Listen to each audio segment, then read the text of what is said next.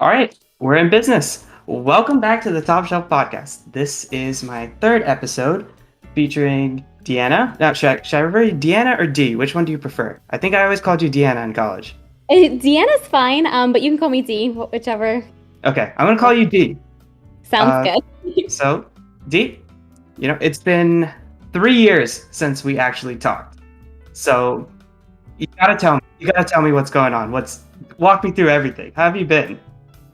It's been rough, definitely a go of it, but navigating through everything. I mean, with the pandemic and us graduating like virtually, definitely been rough, but we're getting there. It's obviously getting better, but it's been a long time since we last spoke. I still remember like us studying like in the library at Penn State. It's Right? crazy. Yeah, that's crazy. It's been 3 years. I know. It doesn't feel like that long ago. It really doesn't. Right? Like, you were playing on the tennis team and, sometimes go to like the gym and work out. Oh my God. Oh my goodness, yes. But I just can't believe the time has gone by so fast. It's But true. it's Yeah. good to hear from you again. I'm so excited to have you here. Thank you for having me. I'm very excited to like go over everything and catch up. I'm very excited about it. Right, yeah. So you got to tell me, how has everything been since Penn State? Everything was good. I graduated in 2020 and I took a year off to intern at an optometry practice because at the time I thought I was going to go to optometry school since we both were like science majors. And that went well. And then I was going to go back. I was going to study for the admissions test, prepare to apply. And I got COVID. And I got COVID originally in 2020, and it took me about like 6 or 7 months to kind of feel like myself again. And so I got all these tests done, and they said that I tested positive for an autoimmune disorder. So I was navigating through that and then getting all these tests done. And then I got COVID in January of this year. Yeah, that's where my story really begins with POTS. Got diagnosed like 2 weeks after that. So it's been definitely an experience to put it lightly, but Right, yeah. yeah. And we're gonna get into that actually. I was gonna ask you about that. Yeah. But I mean it's wild, right? It's I- definitely, yeah. Right. So I just wanted to ask you actually, have you been keeping in touch with anybody from Penn State? I was going to tell you, actually in the server, we do have, if you see some blue names on the right, those are all people from Penn State that you may remember. Okay. I know they don't actually have their names listed. I'm maybe one of the few that actually has their name listed because most of the time, at least on Discord, people are usually like playing games, watching movies, doing stuff. So they'll just put like a silly name. But yeah, a lot of them are still here. Whoever I still keep in contact with, it may not be like all the time, but here once in a while. So there is some contact with people, but for the most part, I will tell you, it hasn't been all that much. Yeah, I still keep in touch with my roommates. We're still very close, and we try our best to see each other and keep in touch. I probably talk to them either daily or at least weekly. And I'm actually seeing my older roommate this following weekend, so I'm super excited about that. That's very exciting. Yeah, it's definitely hard to keep in touch when you're not seeing the same people every day. And I feel like with Penn State, you meet so many people from so many different places. So once you graduate, it's kind of hard to link up. But I definitely keep in touch with some. I completely agree. I think I've maybe only met people from school a handful of times since I graduated. And I mean, for you, it's, you've been graduated longer than me, so I Yeah. can't imagine. And you transferred to main campus after I did, yes. Edmonton. So yeah, I mean, that's even more of a diverse population. So Right? Yeah, met some new people. Unfortunately, I did lose contact with some people who didn't transfer, and that was a shame. yeah, absolutely. Life gets in the way. Yep, exactly. Now, let's get into today's topic. We're going to talk about POTS, and this is something actually, I learned really through you. And when I started seeing your videos and you spreading awareness about it, is when I started to look into it myself. And it's a really interesting topic, a really interesting topic, and I think a lot more people should know about it. Because I know if I didn't know about it, I'm sure there's a lot of other people that don't even know it Sure. exists. And even in your videos, you've mentioned that this often goes misdiagnosed. Mm-hmm. So if you want to just very briefly explain what POTS is, because we're going to go into more detail about it, but just what it is, how it makes you feel. You want to talk about Sure. it? Sure, absolutely. So anytime someone comes up to me and asks me like, what is POTS? We see that you're very vocal about it and want to raise awareness. So I try to like develop an explanation where, general people can understand, and then also from like a medical perspective. So I like to kind of explain it like, just imagine your body, all of your body's regulation mechanisms, they malfunction. So the main ones would be like regulation of body temperature, heart rate, blood pressure, regulation of blood glucose levels. Those are like the main things that many POTS patients will experience, and what I experienced in the beginning. I also explain to people generally when they go from a sitting position to a standing position, their heart rate will increase from like 30 to 40 beats per minute. And for my personal experience, it's been much higher than that. So just basic lifestyle things that you wouldn't think would affect you, especially from a person that was extremely active. Like you said, I played tennis and I exercised all the time. To being bedridden, it was definitely a change for sure.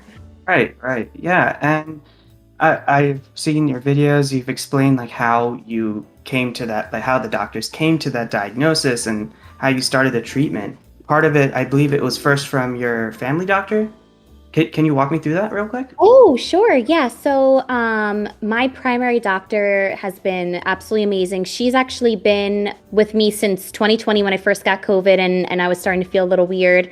But when I realized things were going wrong was 2 weeks after I recovered from COVID, and I actually didn't really get a horrible case of COVID. It just, felt like a sinus infection, just very tired.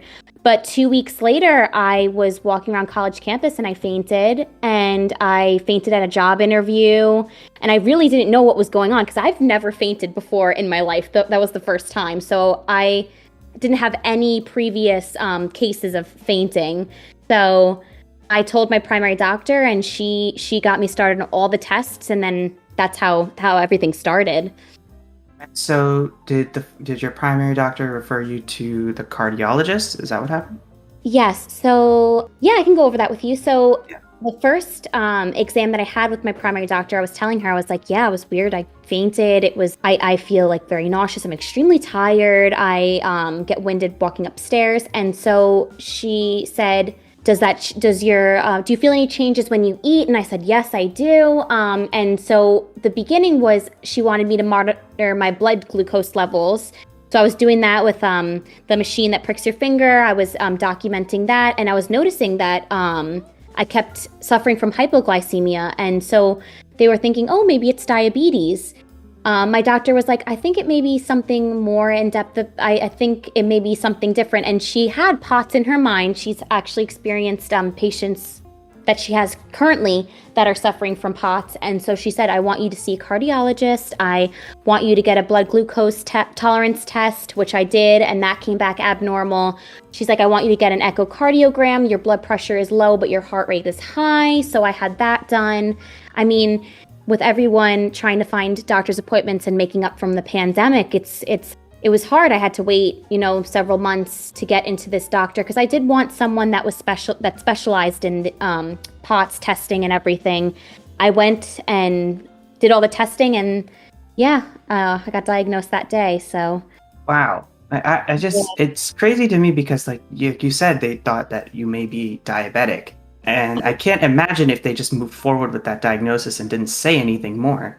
right, exactly. I mean, it's definitely something that could have been misconstrued and misdiagnosed because if you think about it, I mean, diabetic patients suffer from hypoglycemic episodes, which are very similar to someone that's like fainting and having problems being dizzy and everything. So at first, I did think that was the case. The first month when everything was happening, when all my symptoms were starting to surface. And then when I went to my cardiologist and I had all these other symptoms, they were like, yeah, that's not symptomatic for someone that has diabetes. So there has to be something underlying, you know? So it was definitely a roller coaster, that's for sure. Right. Yeah. It's incredible. I just can't wrap my head around that because diabetes is so common, and they just thought, oh, you have diabetes, and there are probably so many healthcare providers that have probably misdiagnosed this or Sure. not even realized that a patient has had this. And that's what I read into afterward. I ended up looking up actually a few articles where, it's actually more common than it seems, and oftentimes it goes misdiagnosed. Yeah, it totally does. So actually, I did want to backtrack a little bit. You said you had fainted on campus and also at a job interview. Yes. So because POTS targets the autonomic nervous system, and like I said, it disrupts the mechanisms for your body regulation. If you skip a meal, if you're not intaking salt, it causes fainting episodes. I know that now. But I went to a job interview, and I thought it was just an interview. I had a phone interview, and they said, we would love for you to come in. We would like you to meet the staff. And I said, of course. And so I went, and I didn't know that it was kind of a training.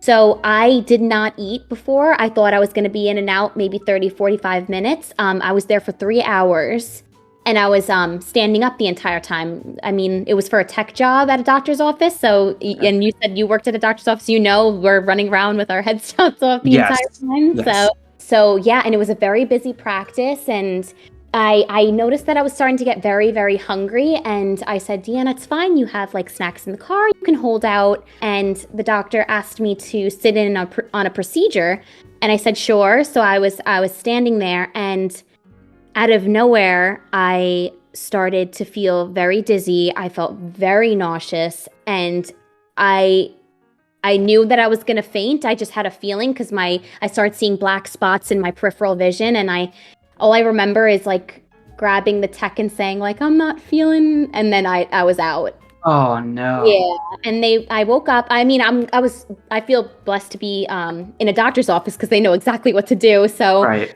They elevated my legs just to kind of get the blood flowing back to the brain and everything, and then gave me water and crackers and stuff. But yeah, it was a scary experience. I don't know if you've ever fainted before, but wow, it was definitely scary. I have. It was a very long time ago, but yeah, that is not fun. Actually, for No. me, it happened in high school. That was not fun.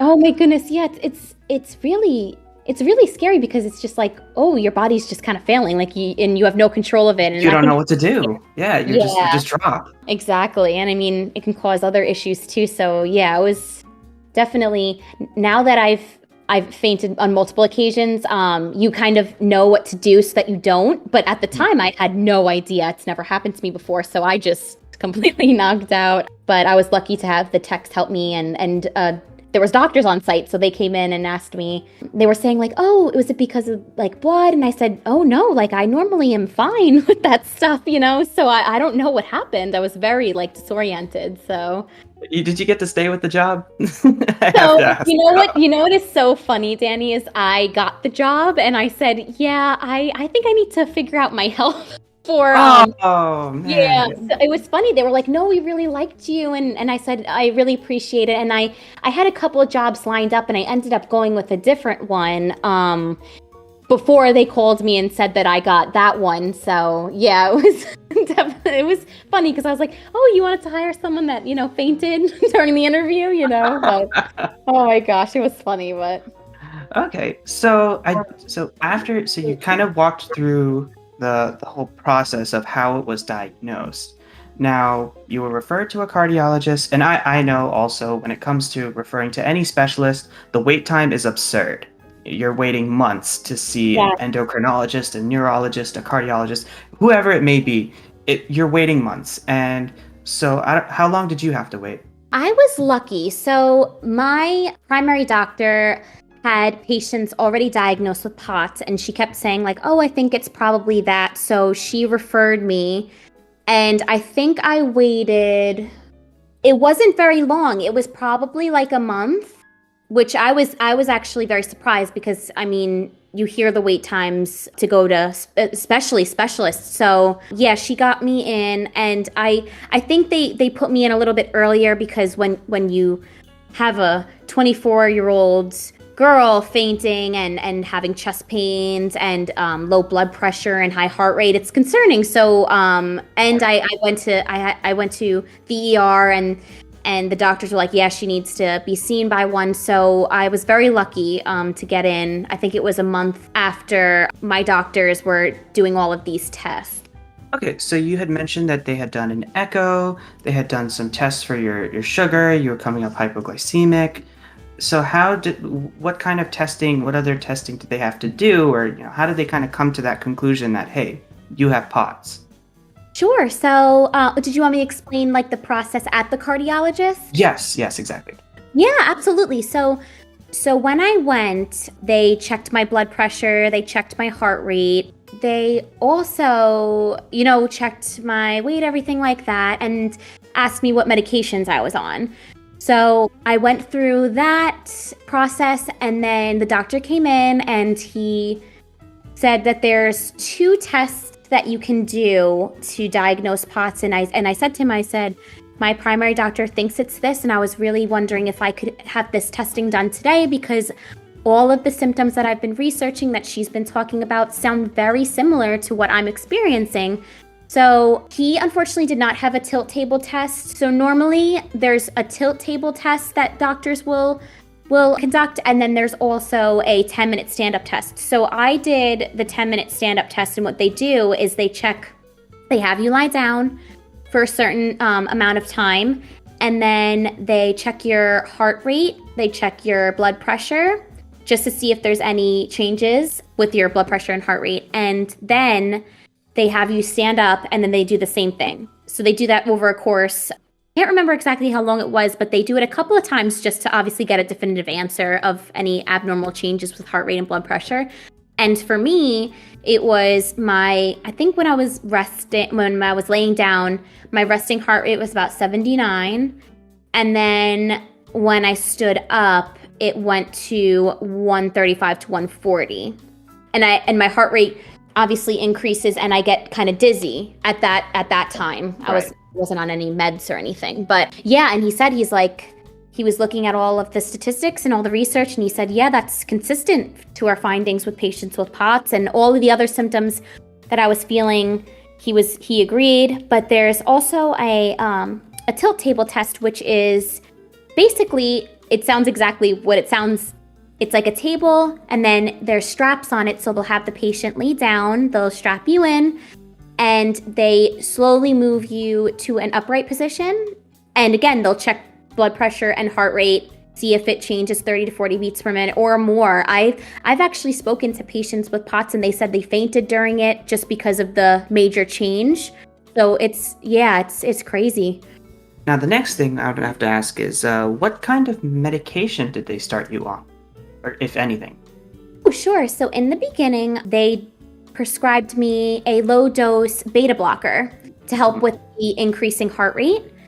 And they would tell me, take it 30 minutes before any exercise. And honestly, in the beginning, just like walking around was exercise to me. Like, I remember doing laundry, my heart rate would go to 150, just tying my shoes would go to 150. And the symptoms get worse when you're dehydrated. So I started taking it like 30 minutes before doing anything that would raise my heart rate, and that helped a lot to kind of regulate. And then recently, I was prescribed, it's called Mitadrin, and it's a medication that is used to help the body retain salt so that you could stay hydrated, because patients with POTS get extremely dehydrated faster than normal individuals. So that kind of helps with kind of treating the symptoms so that the symptoms don't get worse. Okay, so just hearing that in itself is a pretty big lifestyle change. And I was going to actually ask you next how your life changed with that. It sounds like you couldn't play tennis. I mean, even walking around was an exercise. It sounds like your diet changed. Can you talk about it? Oh, yeah, absolutely. So, yeah, I mean, with the medication and then the vitamins, the supplements, everything that helps just treating the symptoms. It was definitely a big life change. When it comes to diet, there's some studies that have shown that high carb intake can cause flare-ups. So I try not to eat like a very high carb meal. That will help with the symptoms, and drinking lots of water, increasing salt concentration into diet. I had to increase a lot, and also including electrolyte powder, salt tablets, things like that to kind of stay hydrated. I do IV treatments too, twice a week. I forgot to mention that. That helps a lot.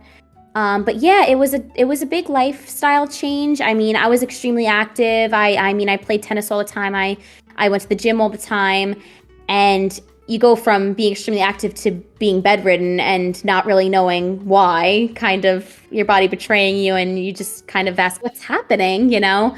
But once you kind of navigate through the disorder and learn things over time, like what makes me sick, what doesn't, it's definitely a learning experience. And that's kind of why I wanted to raise awareness for patients that were experiencing the same thing as me, so that they don't have to go through that, like, what is going on? What do I do? What's causing these problems, you know? To kind of tell them, like, oh, if you're feeling it this way, this is certain things that you can do. So, I mean, I'm getting back on track with what lifestyle and everything. But yeah, in the beginning, it was definitely rough. I think you're doing a great job with spreading awareness on it because, like we mentioned before, it's not really it goes undiagnosed, so people don't realize they have it. And then you're putting it out there that, if you are experiencing these kind of symptoms, you need to talk to your doctor and you are not alone. And I think that's a very important message for people. Oh, yes, I agree. Yes. So actually, while we're on the topic of lifestyle change, you mentioned your diet. I actually wanted to ask you, what would be like a typical diet for you? Like, let's say in the morning, what would you have for breakfast? Because you're trying to kind of minimize carbs. Absolutely, yeah. So I was reading articles saying, again, like you said, the small carb intake, but I also noticed that if you eat small portions of food throughout the day, it's actually better for the body than just having, 3 big meals. Because patients with POTS suffer from highs and lows of blood sugar regulation, it's not good to kind of just sit down and eat a bunch of carbs, sugar, like anything that would cause any changes in your blood glucose levels. So what I normally do is I eat small meals throughout the day. So for breakfast, I would have, I personally like to have yogurt and like fresh nuts and berries, because with all the medications that I take about like 6 or 7 in the morning, and then 6 or 7 at night. Medications are hard on the stomach, so I like to eat yogurt or some sort of dairy to kind of help the lining of the stomach, and then I'll take the medications. And I noticed that was good. And then, yeah, small meals throughout the day. Like I eat little things like cucumber salad with olives, things like that. And I try to eat things that are high in salt, like pickles, olives. My favorite popcorn is my favorite snack. And so that definitely helps. Okay. Now, you mentioned that you were taking about 6 medications. That's a lot. How did you get used to that? In the beginning, it caused a lot of stomach problems. I was nauseous nonstop throughout the day, but your body acclimates to it. But I always recommend, I was like, if you're going to be taking this, if you're taking a lot of medications in the beginning, your body needs to acclimate, but definitely drink a glass of water, eat something before you take them so that it's not so hard on the stomach. So that's from experience. That's what I always recommend to people. Like, I always eat yogurt before, line that stomach up, and then take the meds. But yeah, it was definitely rough in the beginning. Is there any way to break it up, or do you just take them all at one time? Because I think that's a lot. It totally is a lot, but I do take them all at once.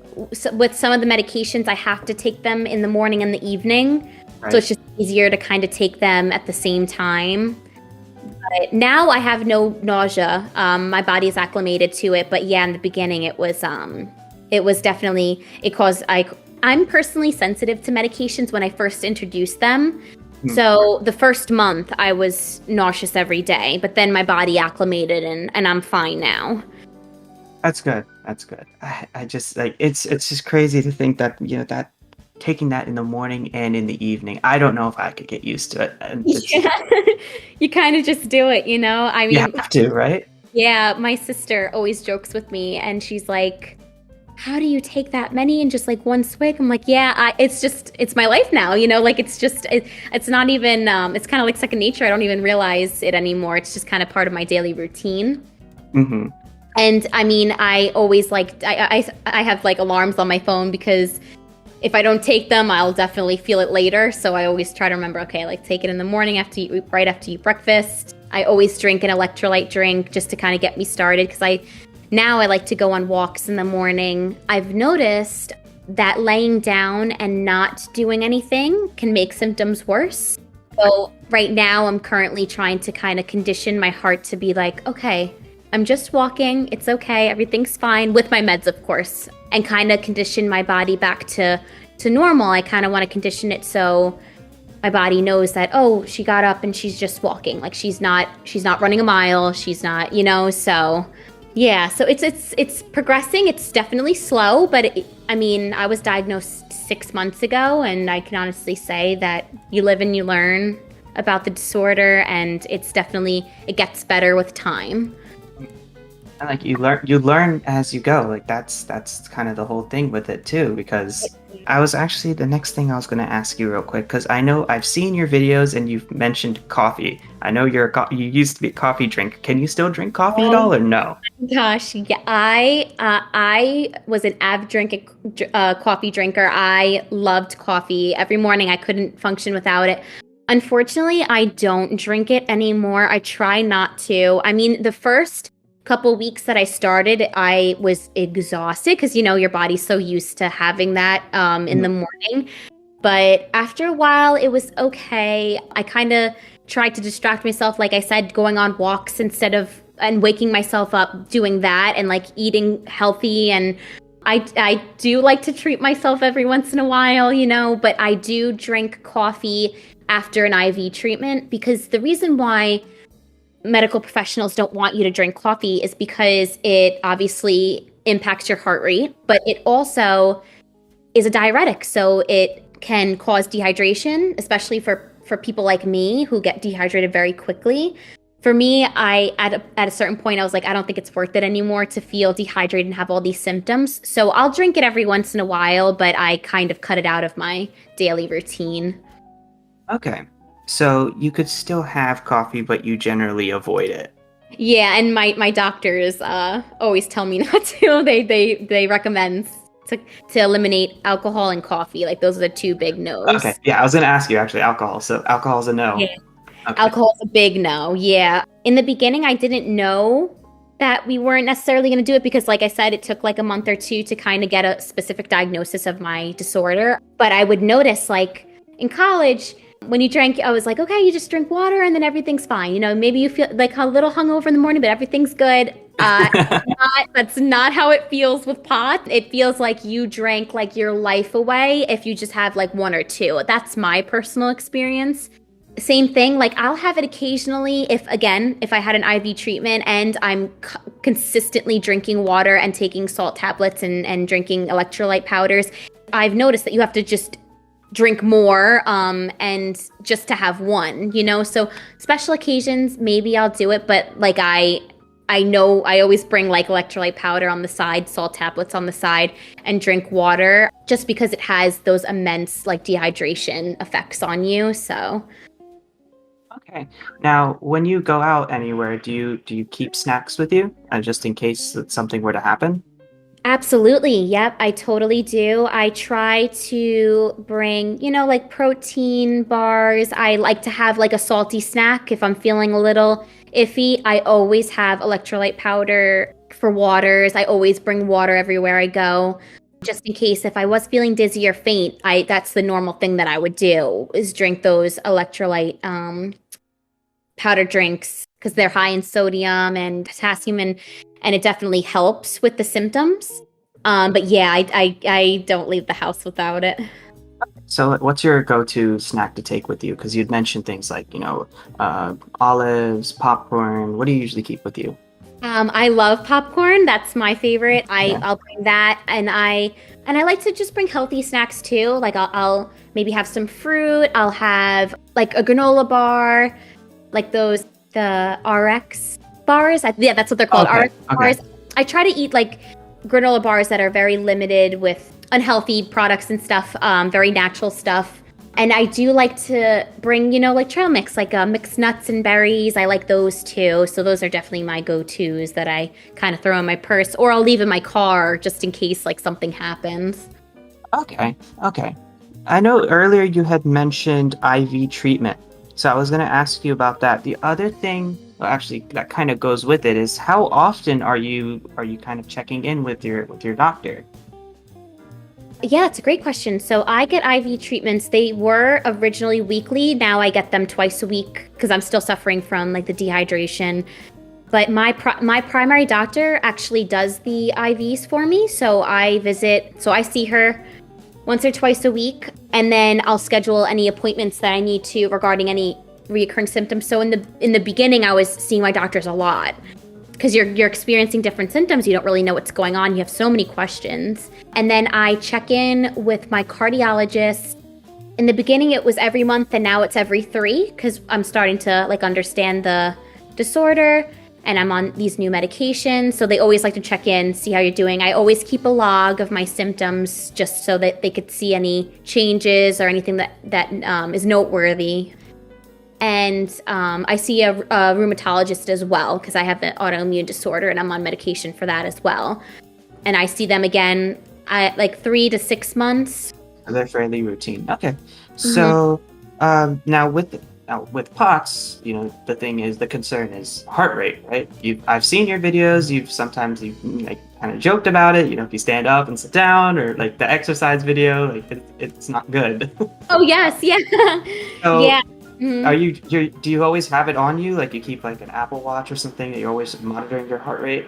Yes, my Apple Watch is my best friend.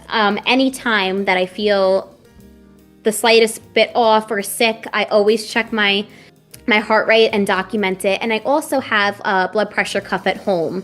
I check that every day because with my medications, my heart rate and my blood pressure can fluctuate. So my doctors want me to stay on top of that and monitor it. So I keep a log. So I always recommend anyone that has POTS purchase a blood pressure cuff, keep a log, and Apple Watch Fit. Anything that can monitor your heart rate is definitely a must-have.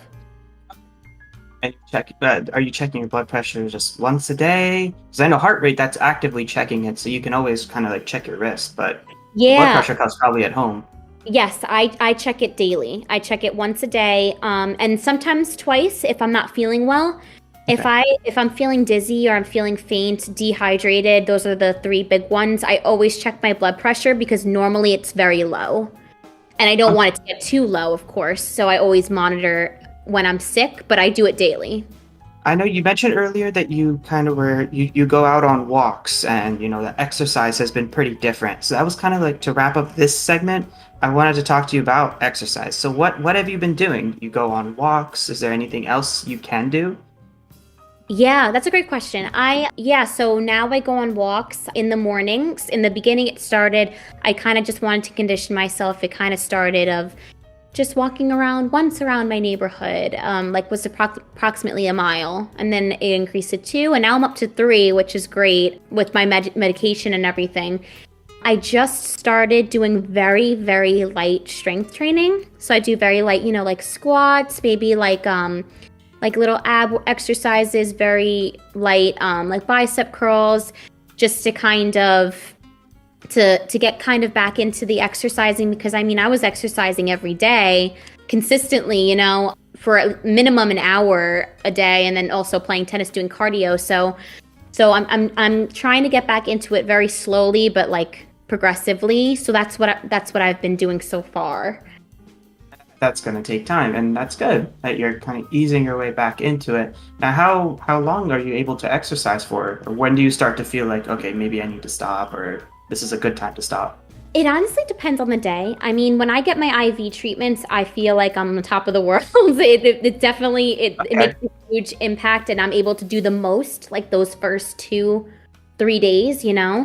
I would probably walk the most, but on the days that I'm feeling very dehydrated, I normally I'll try if and your body will tell you like, okay, this is probably not a good idea. You should probably stop.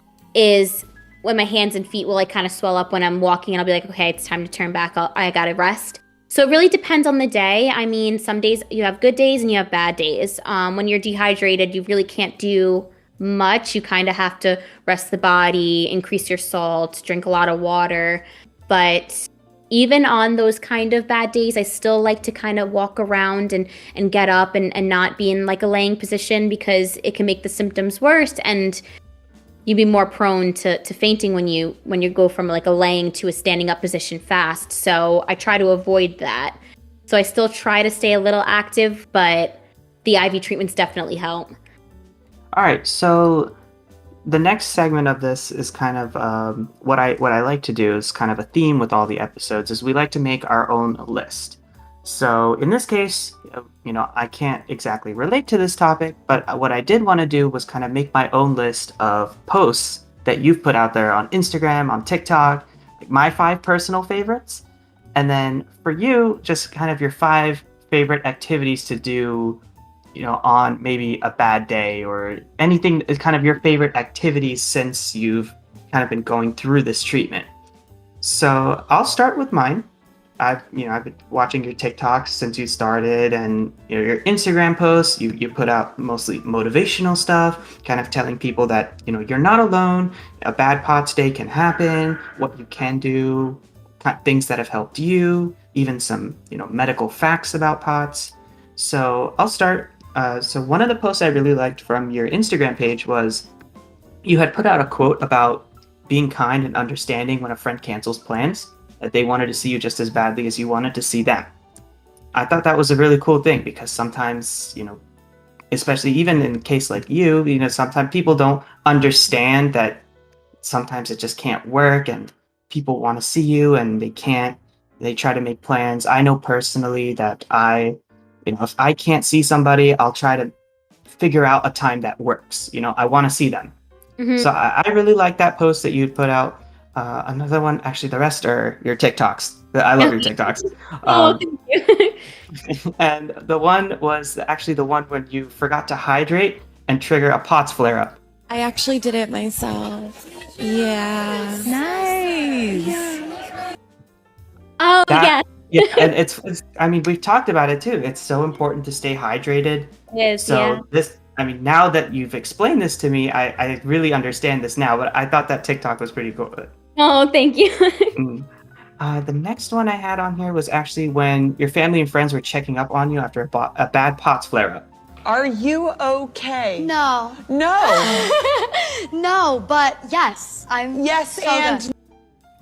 So, because like some of your videos have been funny and they've also been educational. I really like this one. Yeah. Thank you. And then you had also kind of put out a video that was kind of like going back in time. I know this was kind of a TikTok trend where you were kind of going back in time to like, where you are now versus, you were playing tennis at Abington. And that's kind of why I started with like, you were playing tennis and like I know. great shape. You were working out daily and now you're here and you're doing this. And, it's crazy to look back at that. Just like when we started, so much time has gone by. It's so true. And what I thought was very interesting, actually today and a couple weeks prior when I posted that specific one, I was wearing my Penn State Abington gear. Mm-hmm. And I actually had 2 girls from Abington also that attended that school saying that they had POTS also. So I thought that was such a small world. Wow. Isn't that crazy? Yeah. And it's nice that people are seeing it and kind of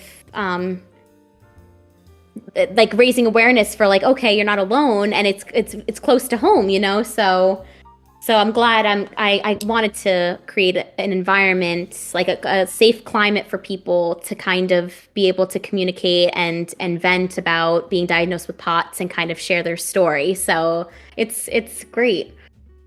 Great. Okay. That's very cool. I did not know that. And that's Yeah. that's really cool. Have you had a lot of people reach out to you? I have. I do. I actually more than I was expecting, which I'm really excited about. I mean, a lot of people.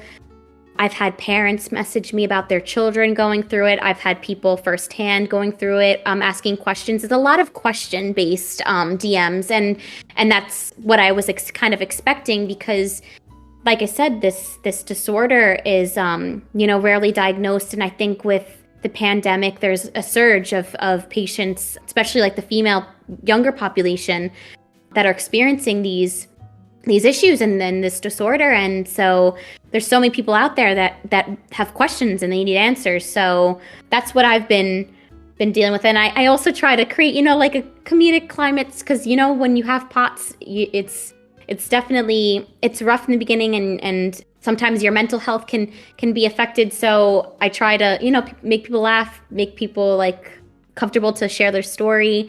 So when I had those two girls message me, I was like, oh, that's great that it's kind of reaching other Penn Staters and people our age. So the one that I had at number one, a top shelf video that's like my favorite. I'm gonna actually send it to you on TikTok right now. okay. This one cracks me up. It's the one where you have the POTS patients during a flare up and you're telling them like, I want to get up, but what's the point? It's like I could get off the floor, but like, what is the point? Am I going to be happier standing? No. So why go through all that effort? You know what I'm saying? Oh, let me see.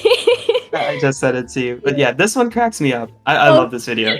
What's so funny is when I first heard that sound, I was like, wait, this is me every morning, Like, do I want to get up? Am I going to feel better when I get up? No. So why would I do it? And when I saw that, I thought that was very telling of like how it is and what potsies feel like in the mornings and just laying down in general. So yeah, that one was a funny one.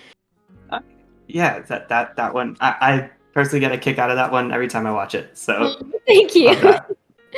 Now let's move to yours. So what are kind of your 5 favorite activities to do when you're at home or when you're having a bad POTS day? What kind of helps make the day better for you? Just Sure. activities, anything. Absolutely. So top 5, I would probably say definitely spending time with family and friends. I mean, this disorder is not only physically draining, but it's mentally draining, and you need support. I've been very blessed that I have family and friends that are very invested support-wise and check up on me all the time, and just to surround yourself with people that make you feel good is definitely something that is one of my favorite activities. It doesn't even matter if it's just watching a movie, watching a show with someone, getting dinner. That has become, because you kind of take for granted the things that you were able to do and the things that you kind of weren't able to when you first got diagnosed. I mean, I was bedridden. And then when you faint, you get scared and your heart rate goes up and it causes flare-ups to leave the house, So it was, so spending time with family and friends, trying to do things like normal things, that helps. That's one of my favorite. I've always loved exercising. It's always been my outlet for anything, stress. So definitely going on walks. I loved hiking and I loved playing tennis. So I'm hoping like in the future I'll be able to get back there. But right now walking has been, and just listening to music. I like watching new movies now that I, have the time to watch the movies that I've always wanted to. I'm a movie buff. I love watching different films. So I've been doing that, watching TV shows too. And anything recently have you hooked? I know you're a Harry Potter fan. Is there anything recent that you've been watching that you've been really interested in? You'd recommend? Huge Harry Potter fan, yeah. I just watched Stranger Things. I absolutely obsessed. Loved the season. Was so good. And Peaky Blinders just came out yesterday, so I started. I saw that. Yeah, that's a really good series. I feel like I just watched I watched Bridgerton. I liked that one. Yeah, I've been watching a lot of different shows. I mean, with all the time that I have. I also, another activity would be TikTok. Like I started it because I kind of wanted to connect with other people as a forum to kind of ask questions. And it ended up being like an outlet for me to kind of to joke around, to kind of open up a forum for people to associate with each other and kind of share their story. So I found that to be a great activity to do. And what else? You got a question in the chat here. They're asking, have you heard of the new Harry Potter game that's coming out? I don't know if it's later this year or next year. It's like there's a video game coming out for Harry Potter. I don't remember the title off the top of my head. I did see the trailer for it. It looks really exciting. Oh, that's definitely exciting. I actually brought me to my fifth one, reading books. I wanted to read the Harry Potter books. I'm actually reading them now, so reading is a great activity. But yeah, I'll definitely keep a lookout because that's interesting. I haven't heard that yet. I actually am planning, there's a Harry Potter exhibit that opened up in Philly. I want to go there next weekend when I'm in Philly visiting my friends, so that'll be exciting. Cool. Yeah, I saw a lot of pictures and it looks very fun, so. Okay, cool. All right, that's a great list, yeah. These are a lot of activities I like to do too, movies. I've recently become a bookworm. I've started reading a couple of books currently. Well, I was reading the Game of Thrones series because I started watching the show as well. I have read the Harry Potter series. I read it actually a while back, but it is definitely the Chamber of Secrets is still my favorite. It's a great one. Yep. Right? Mm-hmm. Yeah, definitely. We'll give that a revisit, especially with Harry Potter kind of making a comeback. Exactly. Yeah, absolutely. But yeah, that actually wraps up the podcast. Was there anything else you wanted to kind of let the audience know? Anything maybe we didn't go over? Any recommendations? Anything? I think you covered a lot of things that I wanted to convey. I mean, when it comes to diagnosis, things that you do on a normal basis, activities that you can do to kind of help. I honestly think that I answered everything. Of course, if anyone has any questions or just things that they wanted to add, they can always follow me on my social platforms. I'm very active on social media and I love answering questions and interacting with other people. So just wanted to put that out there. Okay, cool. Actually, you did remind me, I did have one other question for you. I know when we started this segment, I kind of asked you about like the timeline since Penn State. As far as like your future career goals have gone, how has POTS affected that? Like, are you still kind of trying to go to school? Like, I'm not sure if so. No, that's actually a great question. So, like I was a science major and I wanted to get into the medical field. POTS unfortunately did impact it a lot. I'm not able to pursue that currently. When you're diagnosed with POTS, I don't know if I mentioned this symptom, but you get very bad brain fog. And yeah, obviously the symptoms get worse when you're dehydrated and you'll have good days and bad days. But I remember in the beginning, I started grad school. Because I wasn't feeling well, I kind of diverted to not go into a doctoral program. I didn't feel like myself. I didn't feel at my academic best and just felt like it wasn't a good idea to do that. So I switched to clinical nutrition because I still wanted to do the medical field. And when all the symptoms started happening, I think it was like 2 or 3 weeks into the semester, the brain fog was so bad that I couldn't even write papers anymore. My grammar was severely affected. That's not permanent, by the way. It's only when you're having a really bad day. But because I was trying to navigate through the disorder, I said, I'm not letting this affect my GPA. So I took the semester off. That was in the spring semester, the past spring. So, and I was interning at ophthalmology practice. I was a tech, so I had to quit that as well. So at first I was in a very rough situation of, I went from working full-time, going to school full-time to nothing, and my dad's friend, he's a family friend, who's our accountant actually, was really sweet, and he heard my story and he gave me a job to manage his social media. So that's what I'm doing right now. And I actually love it. I started the TikToks, for meet people and to create a forum, and he saw it and he's like, wow, I feel like you kind of have a knack for social media and I need someone at the time. So I'm pursuing that right now. I'm gaining clients and stuff. And it's honestly a great field. For me, because on days that I don't feel well, I could still, lay down and still work and do my job. I don't have to worry about driving. I don't have to worry about like standing and running around. So that's where I'm at right now. And I do like it, but it's funny. Like when I was at school with you, that was the last thing that you would think that I'd be doing, so. All right, perfect. Then that wraps up the segment. Then we're all done here. Thank you for being my guest. This was wonderful, and I'm glad we were able to make this work. And yeah, I hope to hear from you again soon. Yes, definitely stay in touch, and thank you again for having me. I was definitely excited to raise awareness and to hear from you. So I definitely appreciate the invite. Awesome, thank you.